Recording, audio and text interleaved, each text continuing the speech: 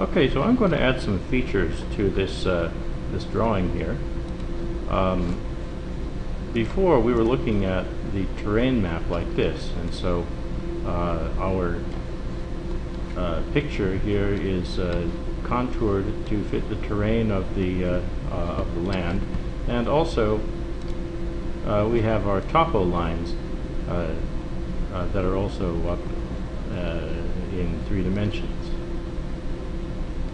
But what I would like to do is be able to use the snapshot view only in order to show everything on the single ground plane. I'm going to get rid of the topo lines, and I've also turned off visibility for the terrain map. So all we have here is this part, the picture.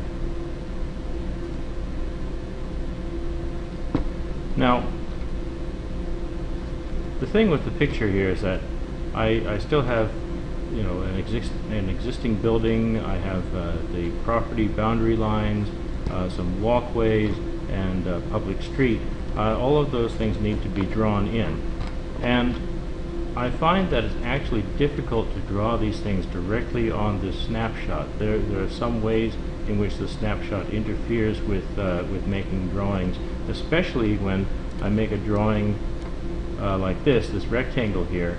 If we were to look at it, the rectangle is, the rectangle is flat and it's on the ground plane. Let's see, let's try this.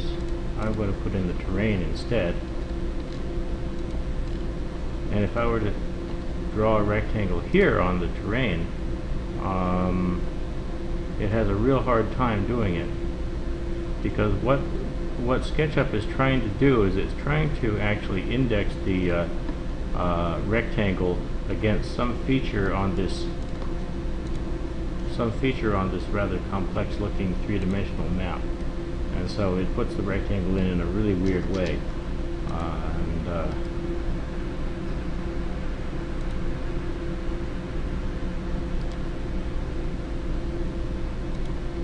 Let's get rid of that. So let's see, turn off terrain, turn on the snapshot. So instead I'm going to make a rectangle here off to the side. This rectangle, because it has no referencing or inferencing geometries with it, is going to be lying down flat on the ground plane.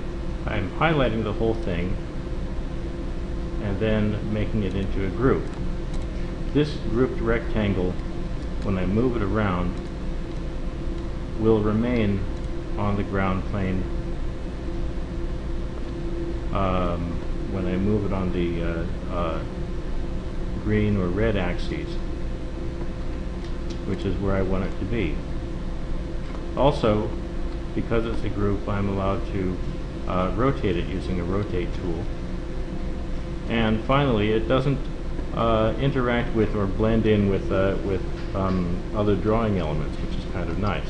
So now I have this. I'll put it over here arbitrarily on top of my existing house, and I want to rotate it so it's kind of parallel to this wall. However, that rotation is really not very good. You can go way out here and try to rotate it by fractional degrees or something like that, but it is a little bit difficult, and you're basically eyeballing it. One way that is really good for rotating something like this is to actually have your move tool indexed to the corner of your rectangle, and then place it against one of the corners of the building, like that, and then use the rotate tool, this one, which is, by the way, Q on your keyboard. Place the rotate tool on this corner, click, set my origin line on one edge, and now I can move this about that axis, and I can place it here. And you'll notice that it's changing by about half a degree or something like that, 0.6 degrees, which means that I can type in, if I don't like the angle that I just moved, I can type in something like 0.25 degrees, and it will rotate by this very, very small amount for me.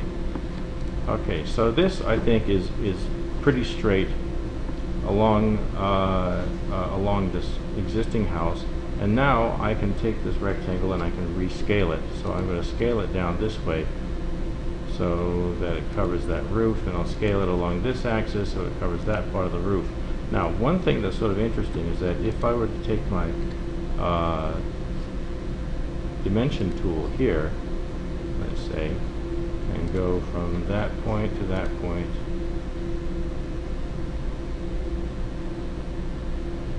there, it says it's 101 feet. If I go from that point to that point, it says it's 32.5 feet. It's likely that what this really is 100 feet by 32 feet. Those are pretty standard measurements. So I'm going to rescale this rectangle. I clicked on the rectangle. I have my scale tool. I'm going to scale this dimension first. So I click on my handle, and then I actually type 100 feet and press return. And now this rectangle is exactly 100 feet wide. And over here, I want to scale this one. I will type 32 feet and press return, and now it's 32 feet. So it's 32 by 100, as you can see. That's not actually the whole house, though, because the house has these little porches on the ends here. Oh, it looks like it also is a little bit longer. I'm going to have to rescale that somewhat. I wonder where it goes out to. 101 feet. I can live with that. I'll call it 101 feet, sure. I want to add these little things to it, but I want to make sure that my rectangle group here remains coplanar to the ground plane. And so I'm going to edit the group. So now I have no idea what it is I'm looking at. Let's try this again. I need to, apparently I cannot see this background picture when I edit the group, so I need to do something else. What I'll do is I'll draw in some construction lines. That is, I will use the tape measure tool here, and using this edge as my guide, I'll click once and I'll move it, and I'm going to move it to there, which is 13 feet, 14 feet, we'll call it 13 feet. 13 feet, and hit enter. Now I'm going to do another one. This is over here, 8 foot 1 1/4. Probably 8 feet is what we wanted. And then I will make another line going out here like this, 4 feet. Okay, 8 by 4 is the size of a piece of plywood, so I like that. Now you can see that it's a little bit offset there and there from the actual porch. I think that if I were to move these along in this direction,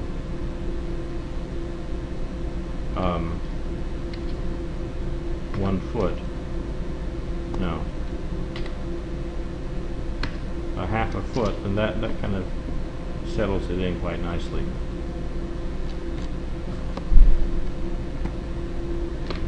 On this side, I have a similar porch, and it's good, sort of kind of in the same place. I'm going to actually attribute that to parallax and say that the porch is just is just there.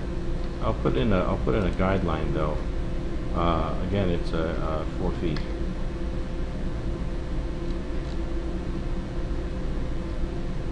Let's try that again. Oh.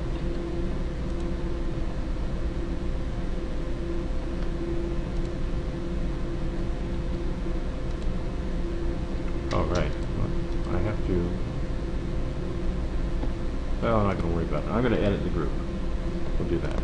So now I'm editing this group, and I want to make a rectangle that fits inside these guidelines here. I'll hit the rectangle key, rectangle tool, and then I'm going to make my rectangle here, and I'll put in the dimensions of 8 feet, comma 4 feet, like that. And so now that's my porch that I've added to it, and I'll put another one over here. 8 feet, comma 4 feet. Now I'll close my group, and if we look at it now I have this house. We turn off the snapshot and it looks like that. So I like that house. That's the existing house. I'm going to get rid of some of these guidelines that I put in because I don't need them anymore. So I'll click on them, click on this dotted line here and delete it. So this is a group.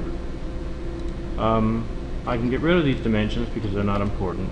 I can take this and go to Entity Info, and I can give it a name. I'm going to call it Existing Building. Now, I want to create a layer called Existing Structures. And we'll assign it to that layer. And that way you can make it disappear and reappear as you wish. Okay, what other kinds of existing structures do we have? We have a parking lot here, and we have a number of walkways. And so I'd like to put in a parking lot.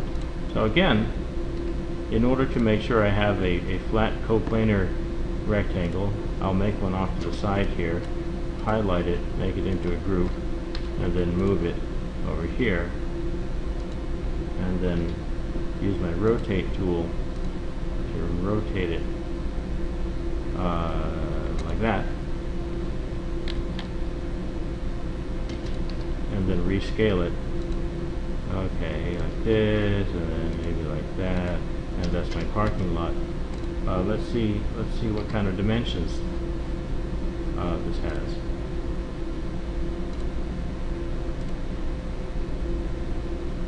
Okay, it appears to be 30 feet by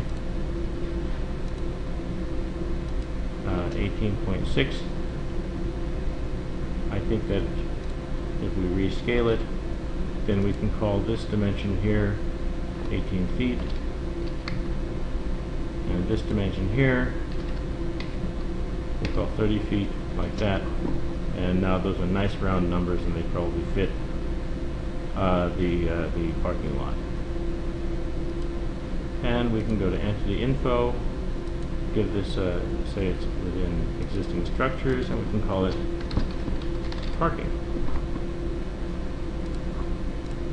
So there's that. We appear to have a road here.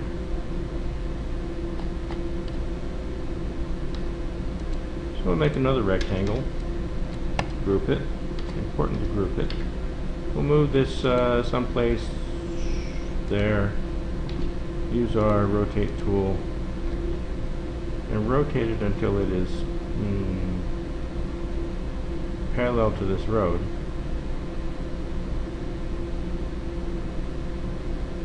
It's between, I would call it 19 degrees. And then we'll rescale it so it comes out there and across there. Maybe back a little bit.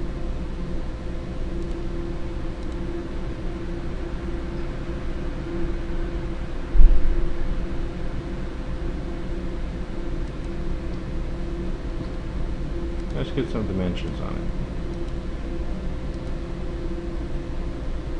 I don't need that dimension. 20 feet.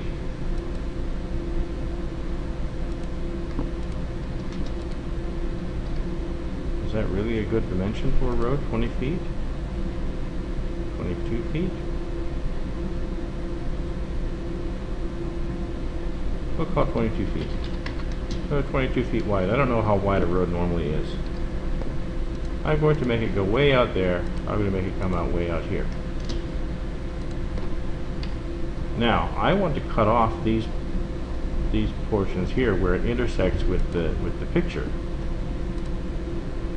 It might not actually intersect directly. As you can see, the texture, this gray color here, is sort of kind of blending in with the snapshot, but not very exactly. So the two might not really be on the same plane.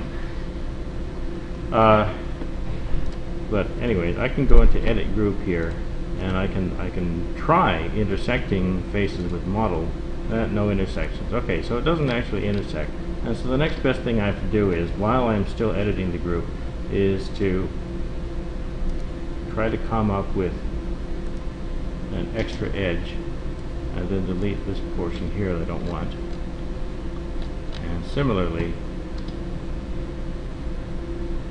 come up with an extra edge over here and delete all this stuff.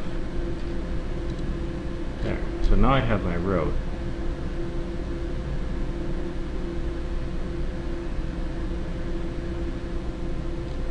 I can make my sidewalks the same way, and so on. So, road, sidewalks. I'd like to make this walkway. I would also like to include this fence here, and all of those I would put under existing structures, and I would call them, existing fence, existing walkway. We have a property line boundary. And again, I'm going to just make a rectangle to start with, make it into a group, and then move this onto some discernible corner, this corner here, and then rotate it with my rotate tool so that it's oriented correctly, and then rescale it fit my property boundary there and there. Now, as you can see, though, it doesn't actually fit into the entire property boundary. The property is not rectangular.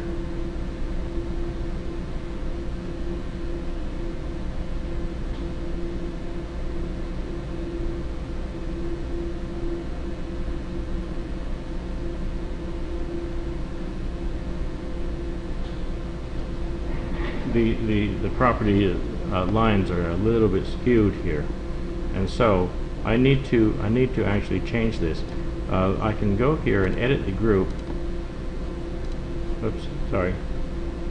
Rather, I can use my tape measure tool, start here, and then make a line that actually follows this boundary that I want. And you can see there's a dotted line there. Similarly, this property line is not quite right. The property actually travels from here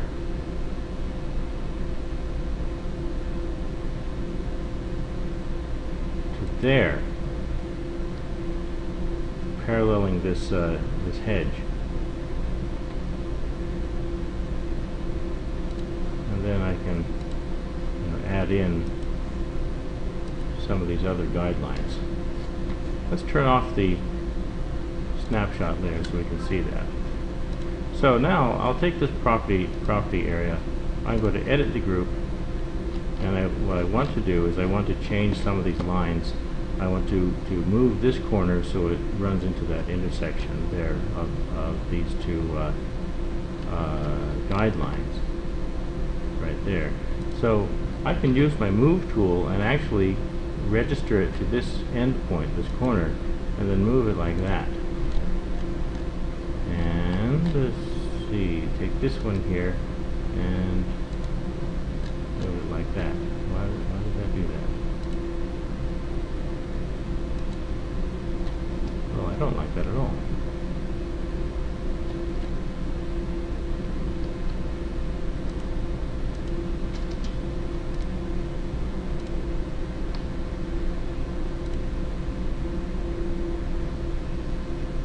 There. Okay. My problem was that I had selected a line instead of just the corner for my move. So this is the actual property boundary here. I'll take the face off of it. So now all we have is the outline of the property, and I'm going to delete my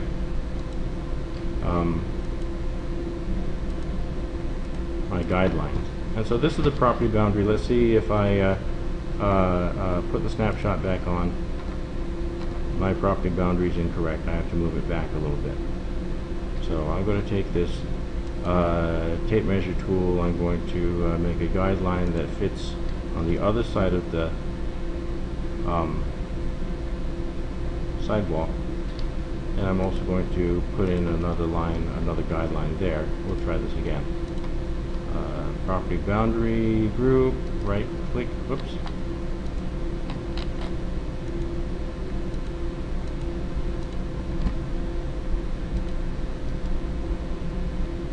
edit the group,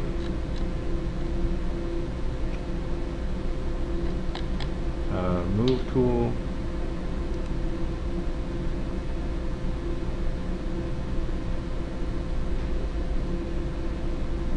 bring that there.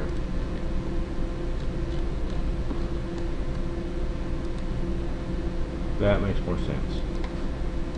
I'll get rid of my guidelines again.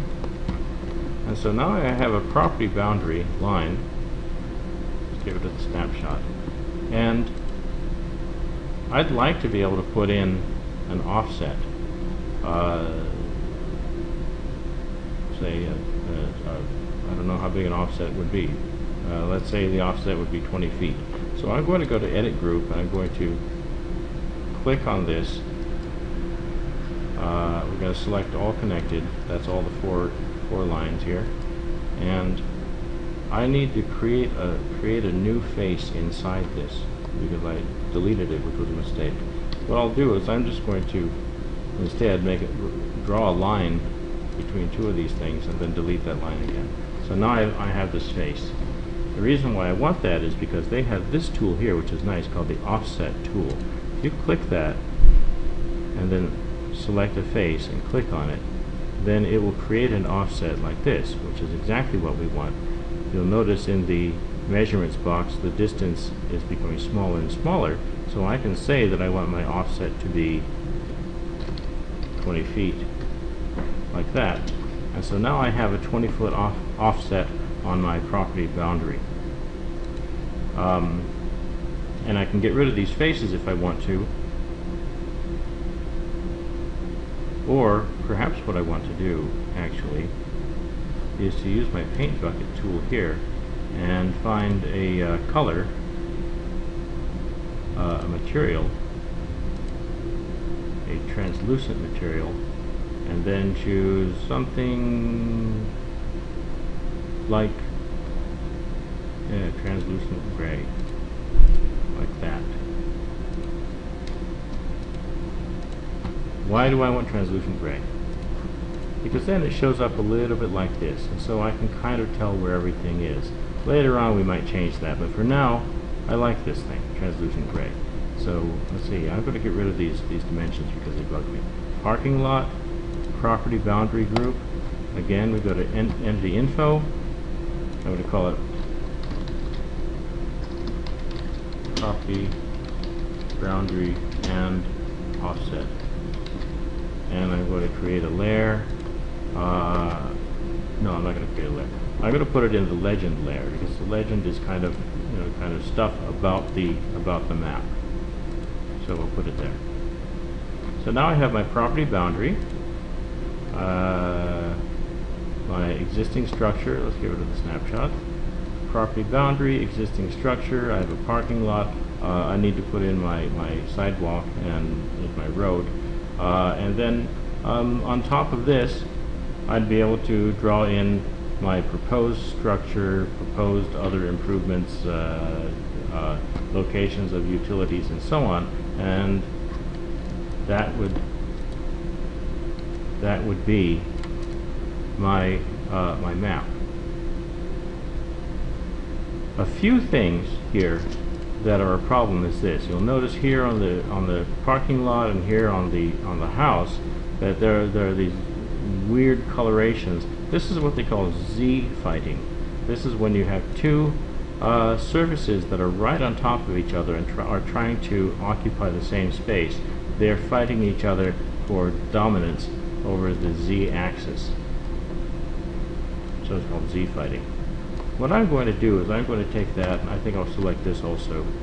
I'm going to move them both upwards a little bit.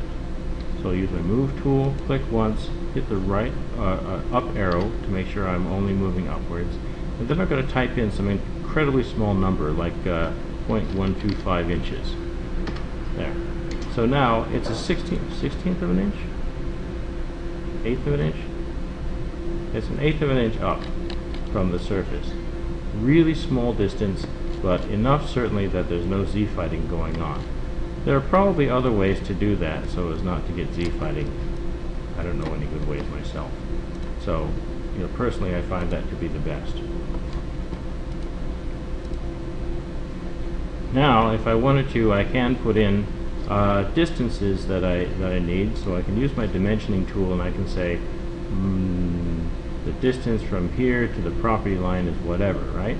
So let's see, I'm going to write a dimension here, and it needs to be at a right angle to the house. I can't just have it go out like that. How do I get something at a right angle?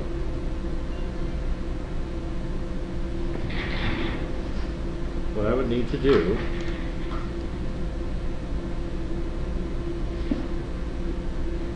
is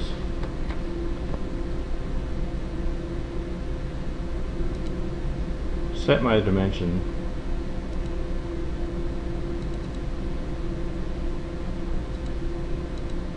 there, and then I'll select the dimension and use my rotate tool.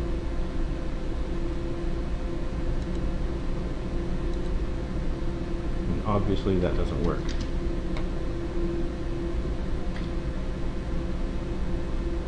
I guess I'll have to use a line or something. Dang.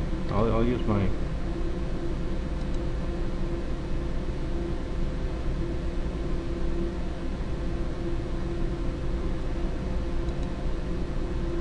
tape measure tool. Now I'm going to select this, get my rotate tool, rotate it 90 degrees. There we go. Now I have a 90-degree thing here. Let's see if I can dimension that. From there to there.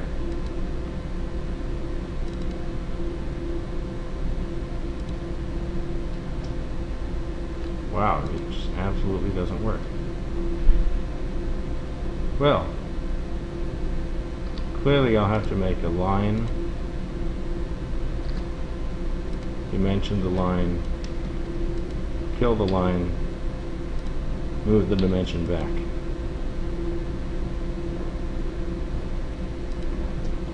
That was a pain. Perhaps there's some other way to make that work. 51.14 feet to the to the border here. So I will have to think about that some. But in any case, that's how I would put in put these things into my plot plan. Oh, I need to turn back on my topo layer so that I can see it.